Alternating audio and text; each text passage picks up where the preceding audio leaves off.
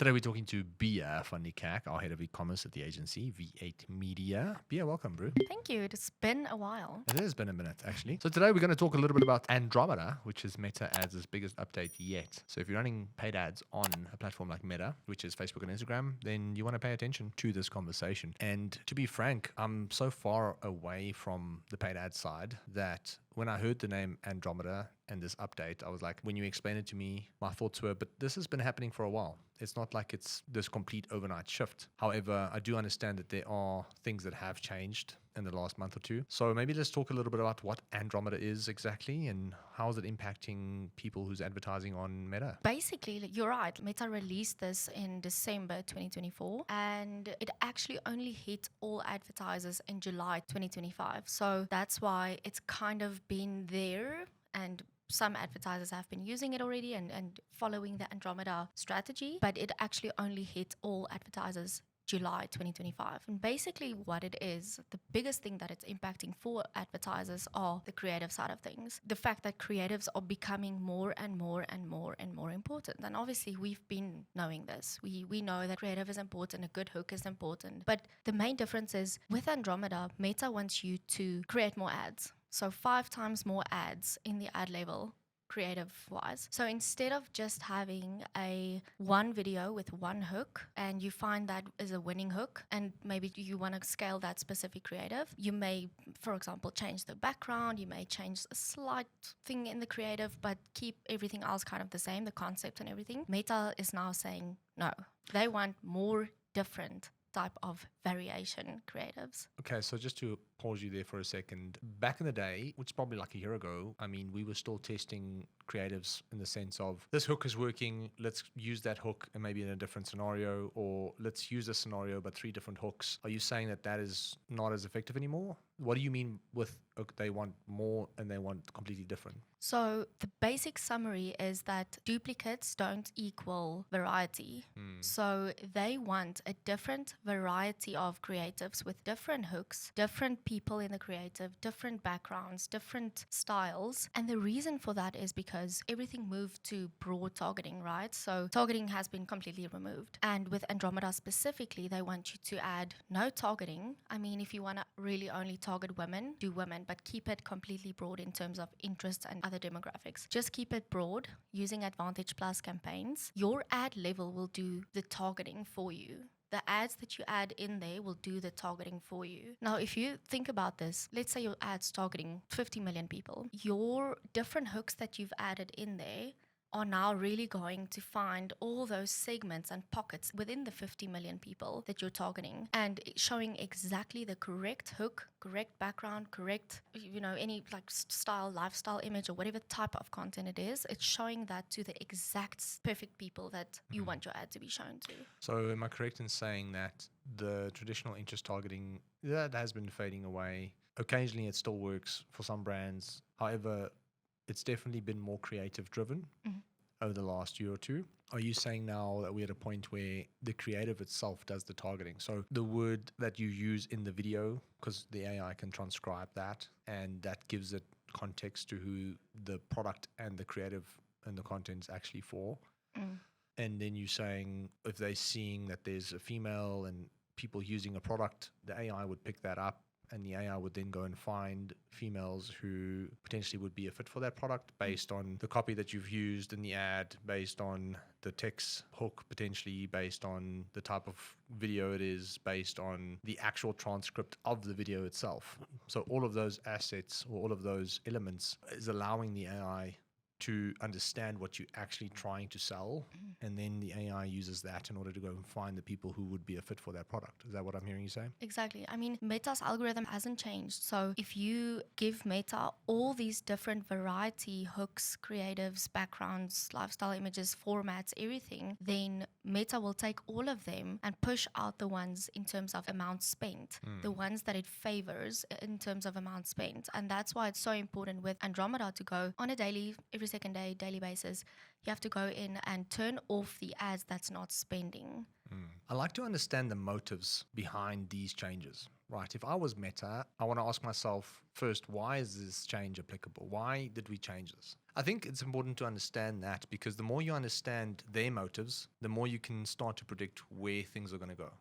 So if I was Meta and most of my money, most of my revenue comes from advertisers, it's in my best interest to ensure that I make it easier for people to advertise. If you can make it easier for people to advertise, there's a good chance more people will try and advertise. However, being able to advertise doesn't mean that you're going to succeed. So what I'm thinking is Meta playing this game because if they allow the AI to help them find the right audience for that product, and if they use the actual creative as the origin point that allows the AI to understand who the product is for, then there's less technical understanding that's needed from an advertiser or a business owner or a marketer in order to actually see success on the platform. Now, there's still a lot of things that goes into creating a successful campaign and scaling a campaign and making sure it's profitable, and someone still needs to check that data and understand that data, etc. But is it safe to assume from your point of view as well, like I'm quite curious, like if I was Meta, it makes so much sense why they would do it, because you now empowering business owners, more business owners can advertise. And if the AI is doing most of the heavy lifting, you're making it easier for that business owners to actually make money back on the platform. And if that business owner makes money back on the platform, guess what? They're going to spend more money. The motives are clear,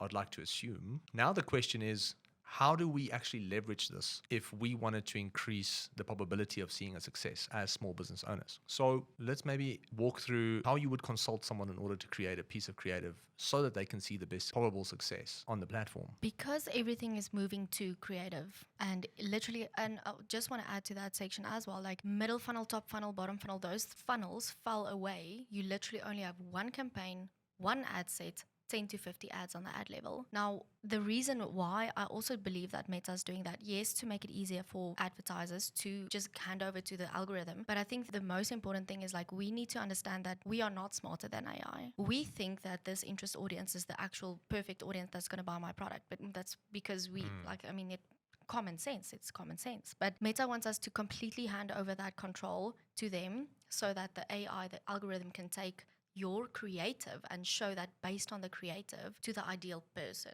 And it's that's why the variety is so important, because you need to have more than one type of creative so that you can find all these different customers in your pool of Different target pockets. audience, different pockets. We are now going around testing a few tools that could help us identify why something's working, and then take that and create a different variety of that, not a duplicate, just a hook change, just a background change. So we are, for example, looking at tools like Motion Creative AI, where it gives you literal insights of why this creative is working and what you can do to create more ads, but a different variety, targeting different pockets of your audiences. So we are also trying to, make sure that we can find that insights from tools that could assist us in knowing what might work and what not. And I think the best thing to do is on a weekly basis, go in, launch 10 to 20 ads, how many ever creatives you can pump out. I mean, that's all going to depend on your creative design team, but launch about, let's say, 20 ads per week, and then make sure that you check the stats and make sure that you look at the data, because that's where AI can't do anything. You need to physically log in and look at the data and see, okay, this ad is not spending, all the other ads are spending budget. Clearly, Meta's not pushing this ad out, which means that there's no people in that pocket. This ad is not directed to a specific target audience or pool of people, so it's basically not working. So it tells you this is not working, turn it off, replace it with another angle. So let's do a hypothetical example. Let's say I'm a beauty business, I've got a beauty product, and I've never advertised on Meta before. Now, knowing what we know, how would we consult, or how would we give that business owner advice on what kind of content to go and create? First off, I would say, obviously you've got your brand information and you've got who you believe your product would sell to. So I would say start with that. It all depends. If you haven't run any ads before, you're brand new, go and create 10 different pieces of content. And I would make it different formats. So that could be a video ad, a static ad, a GIF, and then formats within Meta, which is carousels, stills, catalogs, all those things. Create creatives for those different formats until you can identify that, okay, this is the format that's working. Now let's create different varieties of the video format. That's the one that's working, and it's a UGC type of content. This week we're going to pump out 10 different UGC type of videos. Cool. Then we go and monitor, like I said, go in, monitor, see which ads are not spending budget, see which ones you can clearly see as not gaining traction at all. Low CTRs, all those things, low spends. Kill that one off and again create another one of that, because you could maybe see that all these other formats are performing and return on ad spend is there, cost per purchase is low. Let's continue creating more of the same format, for example, but different varieties. So it's really just a matter of every 2 weeks, if you can, go in, pump out a ton of creatives and just monitor the results. See what's happening. So you mentioned different types of content. You mentioned video, carousel, static images, GIFs, catalog ads, etc. You mentioned now, if example UGC is working, double down on that, do more of that essentially. Do you do that under the same campaign or new campaigns? Same campaign. All of our campaigns So now. do you then just literally go and pause all the shit that's not working and just do more in the same campaign? Same campaign, same ad set. So it's everything happens on the ad level. Okay, because traditionally we would want to do it in a new campaign. Yes. So why do we keep it in the same Not campaign? to mess with the algorithm or the traction of the campaign. So that's why they also suggest, if you do big dumps of creatives, try and do it every second week and not like on every 3 days. Because then you're not giving the algorithm enough time to actually get an understanding of whether it's working or not. Yeah. Also not to mess with any traction. So it's like rather give it 2 weeks and then just pump out one like massive batch of creatives every 2 weeks, 2 to 3 weeks. But the monitoring of turning off underspending ads is important. That can happen on a every second day basis. So let's say I've got 7 ads running. 2 of them are crushing it, 2 of them are average, and 3 of them are terrible. What would you do? You'd obviously pause the 3 that's terrible. What do we do with the ones that are average? So you would ideally want to have, first of all, more than 7 ads on the ad level. So it's actually suggesting, obviously depending on your Really? budget, but 10 to 50 ads on the ad level. Is that what it's suggesting now? Suggesting 10 to 50 ads on the ad level. Damn. Again, some business owners or advertisers don't have that budget. Maybe if you have an even bigger budget, you could do 70 creatives on the ad level. That's the first thing. I think just to make it a bit more tangible, most people spend between 300 and 500 Rand a day. I think most of the businesses that we work with, that we at least speak to on a daily basis, but obviously clients spend a lot more than that. But let's say you're spending, like the average business spending 10K to 20K a month. How many creatives would you then need in an ad set? So for the brands that we've now, we've also kind of almost recently started implementing and testing it out on our accounts in South Africa, because you don't know if it's maybe different here or slightly different based on the economy or whatever. But in the most accounts that we have now that's spending around that budget, we've got about 12 to 16 creative ads on the creative level. And again, the great thing about that is you only have one budget and you're giving Meta that control to distribute the budget to the ad that's performing. So to answer your question, for the average ones, that's why you would want more creatives at a time or ads at a time with different creatives, so that you can kill off the underspending or low performing ones, as well as, again, you need to monitor the results. But the average ones, I would also say, like, push all the budget during that time to the top performing ones, because you would at least have about 4 or 5 top performing ads. So that would be the suggestion, is like, make sure to do that, and then make sure to have your creatives ready for your next big batch of creatives that you're going to push. So 10 ads, 4 of them, let's say 2 or 3 of them are working, 2 or 3 of them are average, and 2, 3 or 4 of them are terrible. We pause the ones that are terrible. The average ones we probably pause as well, and see we want to run a little bit longer to see what happens. The top 3 we keep, or the top 4 we keep. And then in that same campaign, you just start dumping new ads. Yeah, exactly. My biggest scare is that you mess up the algorithm because you're giving it new ads. What if for some reason that new ads actually mess up everything that you've built up until now? Like, is that a possibility? We don't know.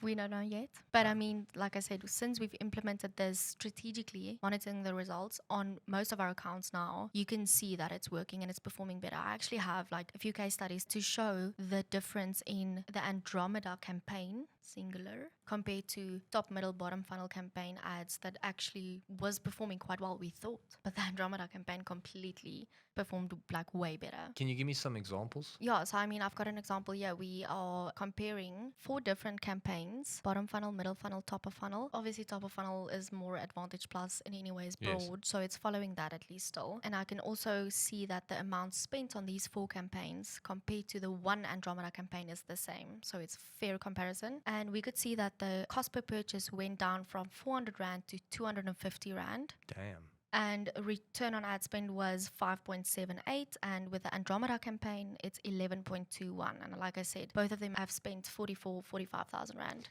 Geez, like. And what industry is this? Clothing and apparel. Crazy. Okay. Any other example? This is just a breakdown of the different audiences. You can actually do a breakdown on the ad set level of the audiences to see how much budget is Meta spending to existing customers, engaged audience, and new audience. Oh, interesting. Can you change the ratio? We thought so. You can't. Okay. So in the general normal campaigns that we've set up, we exclude all past purchases. So we literally exclude the entire customer list because we want to have our ads only shown to new customers or at least engaged audience. And in this instance, you could literally see it was an audience set up by us. That's why we try to take the control. We try to exclude all the existing customers. And we can still see an engaged audience. This ad spent 2,600 Rand on the engaged audience, but it spent 2,300 Rand on existing customers as well. Even though you excluded everyone, you try to take that control. Said no, thank And you. the new audience, at least, it still spent the majority of the budget because that was, of course, our What was that? 8,200 Okay, so you got 228, so that's 12K. So it spent about 60% of the budget at top of towards, funnel. yeah. Okay. But like that was just a clear indication to us to be like, listen, we're trying to take so much control. We literally asked it to not spend budget on existing customers, and it still did. Now, Andromeda, is it a setting? How does someone know when they're following the Andromeda framework? Following the Andromeda framework, there's no on and off button for that, but it's important to know that your setup needs to be correct for it to be an Andromeda strategy campaign. So the first thing would be Advantage Plus campaign. So that is basically the three things that's important there to have turned on for an Advantage Plus to make it follow the Andromeda route is budget. So it needs to be campaign budget. The second thing is placement, so automatic placements or Advantage Plus placements, giving Meta the control of where to show your ads and which placements. And then the third one is audience. All need to be Advantage Plus settings. So that's the first step. Make sure that your campaign is an Advantage Plus, fully Advantage Plus campaign. And then the second step is make sure that you don't add any audiences, interests, any targeting, nothing in the ad set level. Keep it broad and then go down to your ad level. In your ad level, you need to see 10 to 50 creatives, different ads in the ad level. So that's why we've also kind of moved away from flexible ads, which was previously dynamic ads, where you were able to just dump in 10 different creatives in there and again give the algorithm the chance to show whichever creative goes with whichever copy. That again, now we're going away from that. Yeah, it's so interesting because Advantage Plus kind of started all of this, right? I think Advantage Plus was like the phase 1 of the Andromeda update, and then flexible ads was phase 2. You can see how they've been releasing this in stages. You can always connect the dots looking back. So now the question is, what are they going to do next? Yeah, good question. Anyway, that's a question for another day. But I think just to sum up what we've discussed today, can you do a 30 to 60 second summary of just Andromeda, what it is, and how people can leverage it in their businesses as we round off? Yeah, so Andromeda is ad retrieval. It's focused on creative more than anything else. Now more than ever, it's becoming more and more important. It's basically targeting on your creative level. So whatever is in your creative, that's going to determine your targeting. Top, middle, bottom funnel is falling away in terms of different campaign structures. It's just one campaign, one ad set, 10 to 50 different ads on the ad level. And again, you need to be strategic. You can't just publish any creative and think it's, oh, this is going to work because I've got 50 creatives in here. You still need to be strategic. You still need to monitor your stats and performance every single day to ensure that you are not wasting budget on low performing campaigns or ads. And yeah, I think business owners, if they want to start with this, get yourself a designer that can pump out these creatives quicker so that you are able to test quicker and make sure that you can pump out this amount of creatives in a month. So what I'm hearing you say is that business owners just have to become more content focused in general, because that helps with organic, it helps with paid ads, and we don't have a choice anymore. Like as a business owner, if you want to advertise, you don't have a choice. So if you thought that you had a choice before, you're like, I'm not going to, well, no, you don't. Like if you want to succeed, content is at the forefront, at the pinnacle of success when it comes to digital paid ads, especially on social media like Meta. So yeah, good luck because this can get quite intensive. You know, it can get quite costly. So it's important to find ways to do it. I suppose this is where AI tools are going to come in and help people publish different types of ads at scale. But that's another conversation for another day, because I do think people are starting to question ads, going, is this real? Because we want real connections. We want authenticity. We want real emotion, not artificial emotion, not artificial solutions, not artificial messages. We want the real thing. We want to see people's lives transforming. So it's important to focus on selling the transformation and the result. And the more authentic that's going to be, I believe the higher the uptake will be in a world that is filled with artificial crap. Anyway, my 2 cents. Thank you for your time. Cool. Thanks. Much love, guys. Cheers. Have a good one. Bye.